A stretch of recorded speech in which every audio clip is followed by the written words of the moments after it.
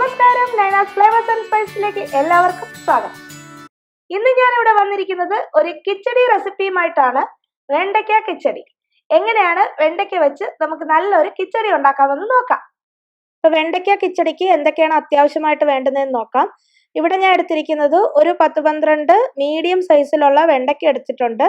അതുപോലെ ഒരു 3 പച്ചമുളക്, 1 കപ്പ് തേങ്ങ, 1 കപ്പ് തൈര്. ഇത്രയുമാണ് ഏറ്റവും അത്യാവശ്യമായിട്ട് വെണ്ടയ്ക്ക കിച്ചടിക്ക് ആവശ്യമുള്ള ഇൻഗ്രീഡിയൻസ്. ഇവിടെ വെണ്ടയ്ക്ക ഒരുപാട് മിറ്റിപ്പോകാതെ എടുക്കുന്നതാണ് ഏറ്റവും നല്ലത്. ഇനി നമുക്ക് ഈ വെണ്ടയ്ക്കനെ ഒന്ന് കട്ട് ചെയ്തെടുക്കാം. അതിനായിട്ട് ഈ ഒരു പോർഷനെ കട്ട് ചെയ്ത് മാറ്റിയതിന് ശേഷം ബാക്കിയുള്ളതിനെ നല്ല റൗണ്ട് ഈക്വൽ പീസസ് ആയിട്ട് കട്ട് ചെയ്യണം. ഒരേ സൈസും ഷേപ്പിലും കട്ട് ചെയ്യുമ്പോൾ നമുക്ക് ഇതിനി ഫ്രൈ ചെയ്തെടുക്കാനാണ്. അപ്പോൾ ഫ്രൈ ചെയ്തെടുക്കുമ്പോൾ ഒരേ സൈസും ഷേപ്പും ആണെങ്കിൽ മാത്രമേ ഒരേപോലെ അത് വെന്ത് കിട്ടുള്ളൂ. അല്ലെങ്കിൽ പലതിനും പല വേഗമായിപ്പോവും. പിന്നെ ഇതുപോലെ മിറ്റാത്ത നല്ല പിഞ്ചായിട്ടുള്ള വെണ്ടയ്ക്ക എടുക്കുന്നതാണ് എപ്പോഴും ടേസ്റ്റും ഇതുപോലെ കട്ട് ചെയ്യാൻ ഈസിയും അത് തന്നെ ആയിരിക്കും. അപ്പോൾ നമ്മൾ ഈ ഇരിക്കുന്ന എല്ലാ വെണ്ടയ്ക്കയും ഇതേപോലെ കട്ട് ചെയ്യണം. ഇപ്പൊ കണ്ടില്ലേ, ഇതാ ഈ ഒരു ഷേപ്പിൽ ഇതുപോലെ ഇത്ര ഒരു തിക്നെസ്സിൽ വേണം നമ്മൾ കട്ട് ചെയ്തെടുക്കാൻ. ഇപ്പൊ ഞാനിവിടെ വെണ്ടയ്ക്ക നന്നായിട്ട് കട്ട് ചെയ്ത് വെച്ചിട്ടുണ്ട്, ഒരേ സൈസിലും ഷേപ്പിലും. ഇനി നമുക്ക് നമ്മുടെ പച്ചമുളക് എടുത്ത് വെച്ചിരിക്കുന്നതും കൂടി കട്ട് ചെയ്യാം.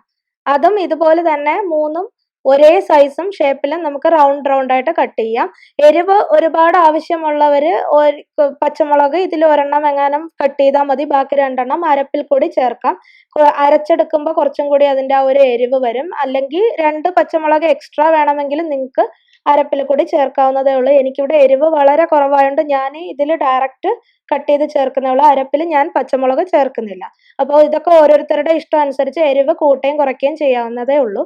ഇപ്പൊ ഇതുപോലെ റൗണ്ട് ആയിട്ട് നമ്മൾ കട്ട് ചെയ്തെടുത്തിട്ടുണ്ട്. ഇതുകൂടി നമുക്ക് ഈ വെണ്ടയ്ക്കയിലോട്ട് ചേർത്തിട്ട് ഫ്രൈ ചെയ്തെടുക്കാം. ഇനി നമുക്ക് ഇതുപോലെ ഒരു പാൻ എടുത്ത് വെച്ചിട്ട് ഈ പാൻ ചൂടായി കഴിയുമ്പോൾ ഇതിലേക്ക് കുറച്ച് വെളിച്ചെണ്ണ ഒഴിച്ചു കൊടുക്കാം. ഒരു 3-4 ടേബിൾ സ്പൂൺ വെളിച്ചെണ്ണ ഒഴിച്ചു കൊടുക്കാം. ശരിക്കും ഇത് ഡീപ്പ് ഫ്രൈ ആണ് ചെയ്യേണ്ടത്, പക്ഷെ ഞാനിവിടെ ഒരു 4 ടേബിൾ സ്പൂൺ വെളിച്ചെണ്ണ ഒഴിച്ചിട്ട് അതിലേക്ക് നമുക്ക് ഈ വെണ്ടയ്ക്കയും പച്ചമുളകും അരിഞ്ഞു വെച്ചിരിക്കുന്നതിനെ ചേർത്ത് കൊടുക്കാം എണ്ണ ചൂടായതിനു ശേഷം. ഇപ്പൊ നമ്മുടെ ഓയിൽ നന്നായിട്ട് ചൂടായിട്ടുണ്ട്. ഇതിലേക്ക് വെണ്ടയ്ക്കയും പച്ചമുളകും കൂടി ചേർത്ത് നല്ലതുപോലെ ഒന്ന് ഇളക്കി കൊടുക്കാം. ഇളക്കി കൊടുത്തതിന് ശേഷം നമുക്ക് ഇതിലേക്ക് 1 ടീസ്പൂൺ ഉപ്പും കൂടി ചേർത്ത് ഇളക്കാം. നല്ലതുപോലെ ഒന്ന് ഇളക്കിയിട്ട് നമുക്ക് 1 മിനിറ്റ് ഒന്ന് അടച്ചു വെച്ച് വേവിക്കണം. അപ്പോൾ ഇതിന്റെ ഫ്ലെയിം ഒരിക്കലും ഹൈ ഫ്ലെയിമിൽ വെക്കരുത്, കാരണം ഇത് പെട്ടെന്ന് കരിഞ്ഞു പോകും. നമ്മളെപ്പോഴും മീഡിയം ഫ്ലെയിമിൽ വെച്ചിട്ട് നമുക്കിത് അടച്ചു വെച്ച് വേവിക്കാം. ഒരു 1 മിനിറ്റ് മതിയാവും. അതിനുശേഷം നമുക്ക് തുറന്ന് നന്നായിട്ട് ഇളക്കി കൊടുത്താൽ മതി, കാരണം ഇത് കരിഞ്ഞു പോകേണ്ട നമുക്കൊരു ബ്രൗൺ കളർ കൺസിസ്റ്റൻസിയിൽ നല്ലതുപോലെ ഫ്രൈ ചെയ്തെടുക്കാനാണ്. പിന്നെ നമുക്കത് തുറന്നു നോക്കാം. ഇപ്പൊ കണ്ടില്ല, അവിടെ കുറച്ച് സ്ഥലങ്ങളിലൊക്കെ നല്ല ഡാർക്ക് ബ്രൗൺ ആയി വന്നിട്ടുണ്ട്. അപ്പൊ ഇനി നമ്മളിത് അടച്ചിട്ട് കഴിഞ്ഞാൽ അത് കരിഞ്ഞു പോകും. ഇനി നമുക്കിതിങ്ങനെ കണ്ടിന്യൂസ് ആയിട്ട് ഇളക്കി കൊടുത്തോണ്ടേ ഇരിക്കാം. അപ്പൊ പതുക്കെ എല്ലാം ഒന്ന് ഡീപ്പ് ഫ്രൈ ആയിട്ട് ഒന്ന് ചെറിയൊരു ബ്രൗൺ കളറിലോട്ട് വരും. അപ്പൊ നമുക്കിതിനെ കോരിയെടുക്കാം. ഇത് ഏകദേശം ബ്രൗൺ കളർ ഓൾമോസ്റ്റ് ആയിട്ടുണ്ട്. അപ്പൊ ഇത് നമുക്കിനി കോരി മാറ്റാം. ഇപ്പൊ അത് നല്ല രീതിയിൽ ഫ്രൈ ആയിട്ടുണ്ട്. നമുക്ക് ഫ്ലെയിം ഓഫ് ചെയ്തതിന് ശേഷം ഇതിനെ നമുക്ക് കോരി മാറ്റാം. ഇപ്പൊ നമ്മൾ ഈ വറുത്ത് കോരി ഇടുന്നത് ഒരു അരപ്പ പോലത്തെ എന്തെങ്കിലും ഒരു പ്ലേറ്റ് ഉണ്ടെങ്കിൽ അതിലേക്ക് ഇടുന്നതായിരിക്കും നല്ലത്. അല്ലെങ്കിൽ ഒരു ടിഷ്യൂവിൽ ഇട്ടാലും മതി. കാരണം വേറൊരു പ്ലേറ്റിലേക്ക് നമ്മൾ ഡയറക്റ്റ് എടുത്ത് ഇടുമ്പോഴേക്കും ആ ഒരു എണ്ണയിൽ തന്നെ ഇരുന്നിട്ട് കുതിർന്നു പോകും ഈ വെണ്ടയ്ക്ക. അപ്പോൾ ഇതുപോലെ ഒന്നൊന്നായിട്ട് ക്രിസ്പി ആയിട്ട് ഇരിക്കാൻ വേണ്ടിയാണ് ഇങ്ങനെ ഒരു അരപ്പയിലോട്ട് മാറ്റാൻ പറയുന്നത്. അപ്പോഴേ അതിൻ്റെ ടേസ്റ്റ് കിട്ടും. ഇനി നമുക്ക് കിച്ചടിക്ക് ആവശ്യമായിട്ടുള്ള അരപ്പ് റെഡിയാക്കാം. ആ അരപ്പ് റെഡിയാക്കാനായിട്ട് മിക്സിയുടെ ഒരു ജാർ എടുത്തിട്ട് അതിലേക്ക് 1 കപ്പ് തേങ്ങ എടുത്ത് വെച്ചിരിക്കുന്നത് ഇട്ട് കൊടുക്കാം. ഇതിലേക്ക് ഇനി നമുക്ക് 1 ടീസ്പൂൺ കടുക് കൂടി ചേർത്ത് കൊടുക്കാം. നിങ്ങൾക്ക് എരിവ് ആവശ്യമുള്ളവർ 2 പച്ചമുളകും കൂടി ചേർത്ത് കൊടുക്കണം. ഇനി ഇതിലേക്ക് നമുക്ക് എടുത്തു വെച്ചിരിക്കുന്ന തൈരിന്റെ പകുതി ചേർത്ത് കൊടുക്കാം. 1 കപ്പ് തൈര് ഞാൻ ഇവിടെ ചേർത്തിട്ടുണ്ട്. ഏകദേശം ഒരു പകുതി ചേർത്ത് കൊടുക്കാം. വെള്ളം ഒഴിച്ച് അരയ്ക്കുന്നതിനെക്കാട്ടിയും ഈ തൈര് ചേർത്ത് അരയ്ക്കുമ്പോൾ കുറച്ചും കൂടി അത് നല്ല രീതിയിൽ അരഞ്ഞ് മിക്സായി വരും. അപ്പൊ അതിനാണ് ഞാനിവിടെ തൈര് ചേർത്തിരിക്കുന്നത്. ഇപ്പൊ ഇവിടെ ഞാനത് അരപ്പ് നന്നായിട്ട് അരച്ചെടുത്തിട്ടുണ്ട്. ഈ അരപ്പിനെ നമുക്ക് ഇതുപോലൊരു ബൗളിലേക്ക് മാറ്റാം. ഇവിടെ കിച്ചടിക്ക് സാധാരണ അരപ്പ് അധികം വേവിക്കില്ല. ഇപ്പൊ ഈ വെണ്ടയ്ക്ക കിച്ചടിക്ക് അരപ്പ് വേവിക്കേണ്ട ആവശ്യമില്ല, കാരണം ഇതിൽ വേറൊന്നും ചേർത്തിട്ടില്ല, തേങ്ങയും കടുകും മാത്രമേ ഉള്ളൂ. ഇത് നന്നായിട്ട് അരച്ച് പേസ്റ്റ് പോലെ ആക്കണം. പേസ്റ്റ് പോലെ ആക്കി ഇതുപോലെ ഒരു ബൗളിലേക്ക് മാറ്റാം.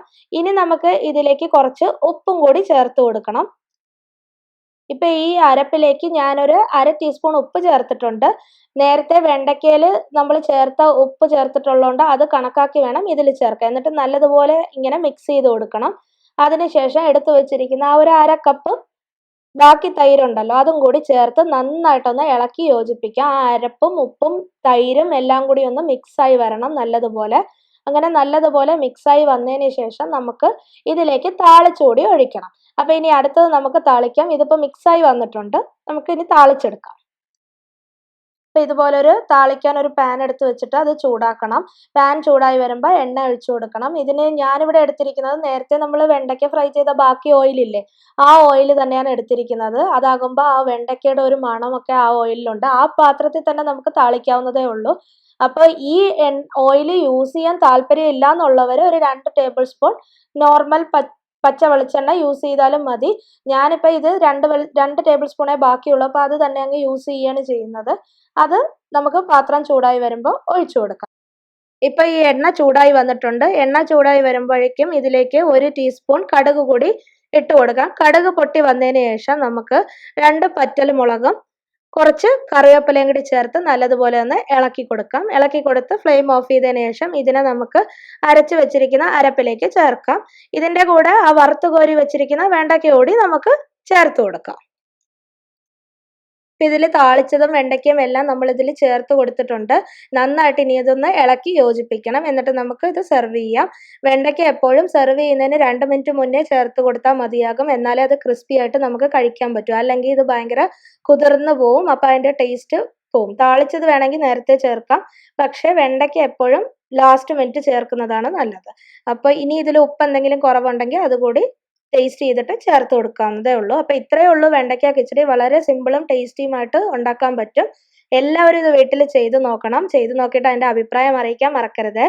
അതുപോലെ തന്നെ കുറച്ച് പേര് കഴിഞ്ഞ ദിവസം ഞാൻ കാണിച്ച ഓലൻ റെസിപ്പിയിൽ ഒരു ഡൗട്ട് ചോദിച്ചിരുന്നു. ഇതിൽ പച്ച വെളിച്ചെണ്ണ ചേർക്കണ്ടേന്ന് 2-3 പേര് എന്നോട് ചോദിച്ചിരുന്നു. പച്ച വെളിച്ചെണ്ണ ചേർത്താണ് ഒരുപാട് ആൾക്കാർ ഉണ്ടാക്കുന്നത്. ഞാനത് പറയാൻ വിട്ടുപോയതാണ്. എനിക്ക് 2 രീതിയിൽ ഞാൻ ടേസ്റ്റ് ചെയ്ത് നോക്കിയപ്പോൾ എനിക്ക് പച്ച വെളിച്ചെണ്ണ ചേർക്കാതെ ചെയ്യുന്നതാണ് കൂടുതൽ ഇഷ്ടപ്പെട്ടത്. അപ്പോൾ ആ തേങ്ങാപ്പാലിൻ്റെ ടേസ്റ്റ് അതുപോലെ കിട്ടും. പിന്നെ പച്ച വെളിച്ചെണ്ണ ചേർക്കണമെന്നുള്ളവർ ആ കറിവേപ്പില ഇട്ടതിന് ശേഷം 2 ടേബിൾ സ്പൂൺ പച്ച വെളിച്ചെണ്ണ കൂടി നിങ്ങൾ ചേർത്തോളൂ, കുഴപ്പമൊന്നുമില്ല. പിന്നെ സദ്യയിൽ എല്ലാത്തിലും ഓയിലുണ്ട്. ഓയിലില്ലാത്ത ഒരു റെസിപ്പിയും ഇല്ല. അപ്പോൾ അത് ഇല്ലാതെ ഉണ്ടാക്കാൻ പറ്റുന്ന ഒരു റെസിപ്പിയും ഈ ഓലൻ മാത്രമേ ഉള്ളൂ. ആ തേങ്ങാപ്പാലിൻ്റെ ടേസ്റ്റ് ഡയറക്റ്റ് കിട്ടും. എനിക്കത് കൂടുതൽ ഇഷ്ടപ്പെട്ടത് കൊണ്ടാണ് ഞാൻ 2 രീതിയിലും നോക്കിയിട്ട് പച്ച വെളിച്ചെണ്ണ ഇല്ലാതെ ഉണ്ടാക്കിയത്. അപ്പോൾ അത് ഞാൻ പറയാൻ വിട്ടുപോയെന്നേ ഉള്ളൂ. അപ്പോൾ എല്ലാവരും അതൊന്ന് നോട്ട് ചെയ്തേക്കും. അപ്പോൾ ഈ റെസിപ്പിയും വീഡിയോയും ഇഷ്ടപ്പെടുകയാണെങ്കിൽ എല്ലാവരും ഒന്ന് ലൈക്ക് ചെയ്യുകയും ഷെയർ ചെയ്യുകയും സബ്സ്ക്രൈബ് ചെയ്യുകയും ചെയ്യണം. അപ്പോൾ നെക്സ്റ്റ് റെസിപ്പിയുമായി കാണുന്നതുവരെ ബൈ.